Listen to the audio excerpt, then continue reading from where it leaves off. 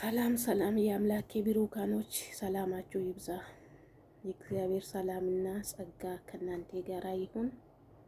እንዴት አላችሁ? ሰላም ናችሁ? እኔ ጋር ሁሉ መልካም እግዚአብሔር ይመስገን።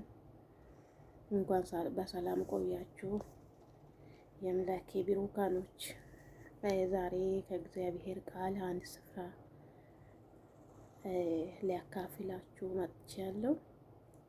እሱም ዮሐንስ ወንጌል ምዕራፍ 15 ቁጥር 1 እስከ 13 ያለውን የእግዚአብሔርን ቃል አነባለሁ። እውነተኛ የወይን ግንድ እኔ ነኝ፣ ገበሬውም አባቴ ነው። ፍሬ የማያፈራውን በእኔ ያለውን ቅርንጫፉን ሁሉ አስወግደዋለሁ። ፍሬ የሚያፈራውን ሁሉ አብስቶ እንዲያፈራ ያጠራዋል። እናንተ ስለነገራችሁ ቃል አሁን ንጹሐን ናችሁ። በእኔ ኑሩ፣ እኔም በእናንተ። ቅርንጫፍ በወይኑ ግንድ ባይኖር ከራሱ ፍሬ ሊያፈራ እንደማይቻለው እንዲሁም እናንተ ደግሞ በእኔ ባትኖሩ አትችሉምና። እኔ የወይን ግንድ ነኝ፣ እናንተም ቅርንጫፎች ናችሁ። ያለ እኔ ምንም ልታደርጉ አትችሉምና።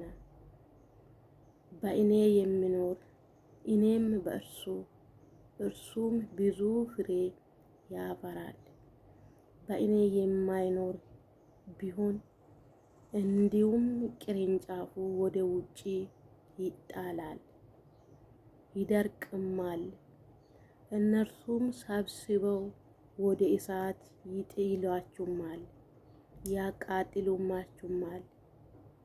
በእኔ ብትኖሩ ቃሎቼም በእናንተ ቢኖር የምትወዱትን ሁሉ ለምኑ ይሆንላችሁማል። ብዙ ፍሬ ብታፈሩ ደቀ መዛሙርቴም ብትሆኑ በዚህ አባቴ ይከበራል። አብ እንደወደደኝ እኔም ደግሞ ወደዳችሁ። በፍቅሬ ኑሩ። እኔ የአባቴን ትእዛዝ እንደሚጠብቅ በፍቅሩም እንደሚኖር ትእዛዜን ብትጠብቁ በፍቅር ትኖራላችሁ። ደስታዬም በእናንተ እንደሆነ ደስታችሁም እንዲሁም እንደሚፈጸም ይህን ነግሬያችኋለሁ። እኔ እንደወደዷቸው እርስ በራሳችሁ ትዋደዱ ዘንድ ትእዛዜ ይህች ናት። ነፍሱን ስለ ወዳጆቹ ከመስጠት ይልቅ የሚበልጥ ፍቅር ለማንም የለም። አሜን። እግዚአብሔር ስም የተባረከ ይሁን።